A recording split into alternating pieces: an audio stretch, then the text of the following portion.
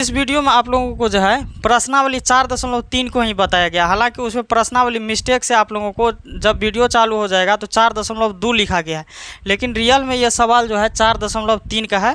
ये सवाल देखिए ख़त्म हो गया, तब देखिए गणित में मिलाए तो ये 4.3 का सवाल था। इसीलिए आप लोग 4.3 समझ करके ही इसको पढ़ें, ठीक है। बेहतर से अध्ययन कीजिए। ये 4.3 का था, लेकिन आप लोगों को लिखा हुआ मिलेगा 4.2 ही, ठीक है। तो इसको 4.3 समझ करके पढ़िए। चलिए, जय हिंद मेरे प्यारे बच्चों, कैसे आप लोग। आज देखिए प्रश्नावली जो है 4.2 स्टार्ट कर रहे हैं, ठीक है। आप लोगों को पीछा सारा खत्म हो गया है, लगातार ये सीरियल वाइज क्लास आप लोगों का हो रहा है, ठीक है। ये पार्ट 1 स्टार्ट करते हैं। चलिए, पहले स्टार्ट करने से पहले एगो सुन लीजिए शायरी, मोटिवेशन। चेहरे की चमक और बातों का नशा कुछ दिनों में उतर जाएगा। क्या कहा गया है?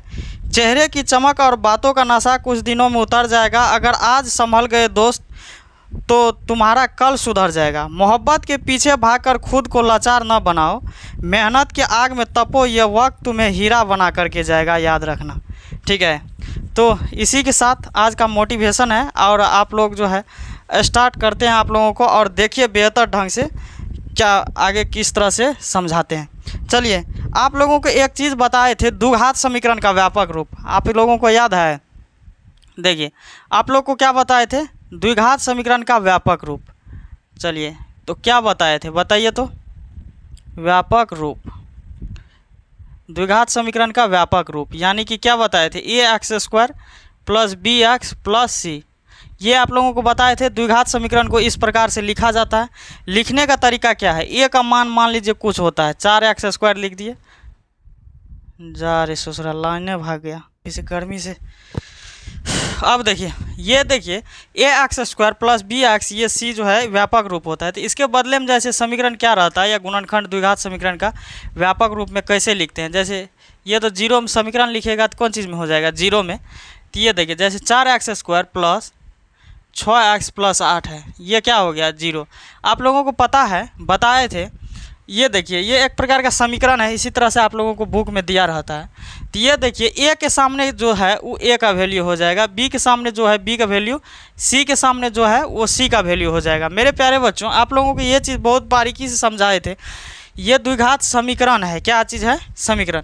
और इसका व्यापक रूप होता है ax² bx + c के फॉर्म में होता है। तो आप लोग इस चीज़ को समझ गए होंगे। तो यहाँ पर देखिए, इसमें a का मान क्या हो जाएगा? a का मान हो गया 4, b का मान क्या हो जाएगा? 6, और c के सामने क्या है? 8 है, तो c का वैल्यू क्या हो जाएगा? 8 हो जाएगा।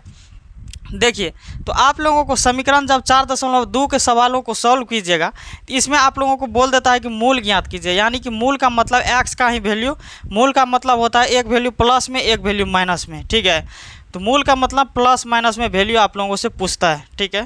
तो इस मूल ज्ञात करने के लिए सबसे पहले आप लोगों को विवेचक ज्ञात करना है, जिसको डी बोला जाता है। क्या बोला जाता है? डी, जिसे हम विवेचक कहते हैं, डी बोला जाता है। इसको विवेचक निकालना बोला जाता है। डी का सूत्र होता है b² - 4ac। ये एक सूत्र है, b² - 4ac।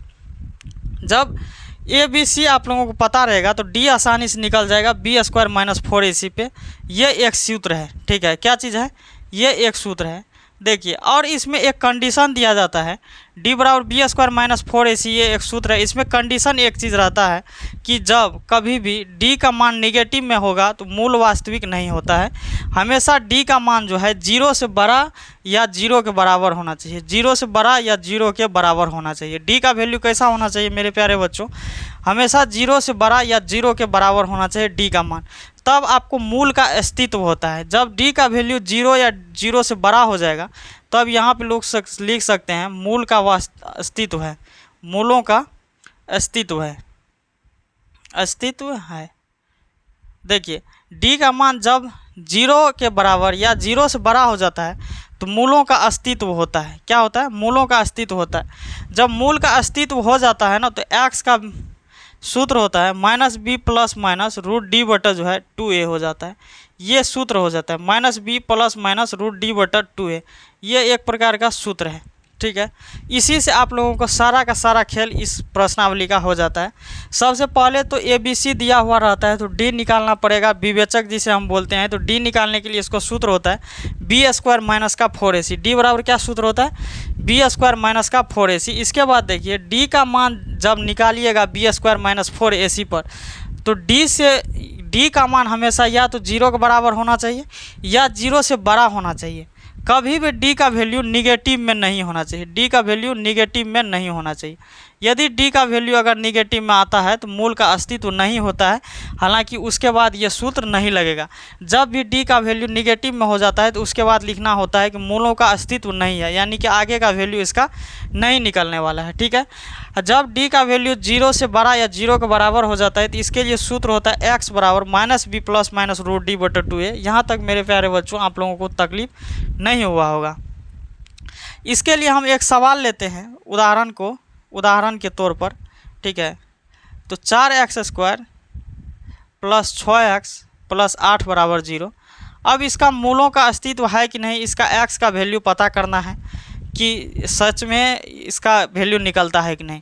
तो देखिए, ये हो गया आपको a का वैल्यू 4, b का वैल्यू आपको हो गया 6, c का वैल्यू आपको हो गया 8।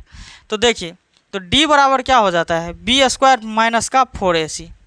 ये सूत्र होता है d बराबर क्या हो जाता है, b² माइनस का 4ac। तो b का वैल्यू आपको 6 दिया गया है, तो 6 का स्क्वायर माइनस 4। a का मान क्या दिया गया है, 4 है तो 4 भर देंगे। c का वैल्यू क्या दिया है, 8, तो 8 भर देंगे। ठीक है, अब देखिए 6 छा का कितना हो जाता है, 36 माइनस 4 चौको 16 8 128। तो 8 में 6 गया 2। ठीक है, घटाइएगा तो 12 में से 3 गया 9 माइनस 92। अब देखिए डी का मान क्या आ गया, निगेटिव में आ गया, तो मूलों का अस्तित्व नहीं है, मूलों का अस्तित्व नहीं है, अस्तित्व नहीं है। देखिए, जब निगेटिव में मान आ गया तो मूलों का अस्तित्व जो है नहीं होगा। ये जो था 4.3 का था। ठीक है, ये 4.3 का था और पार्ट 1 है। ये एक प्रकार से बेसिक हो गया। क्या हो गया, बेसिक हो गया। ठीक है, ये 4.3 का है। आप लोग जो है इसमें देख लीजिए, ये 4.3 का पूरा बेसिक है यहाँ पे। ठीक है।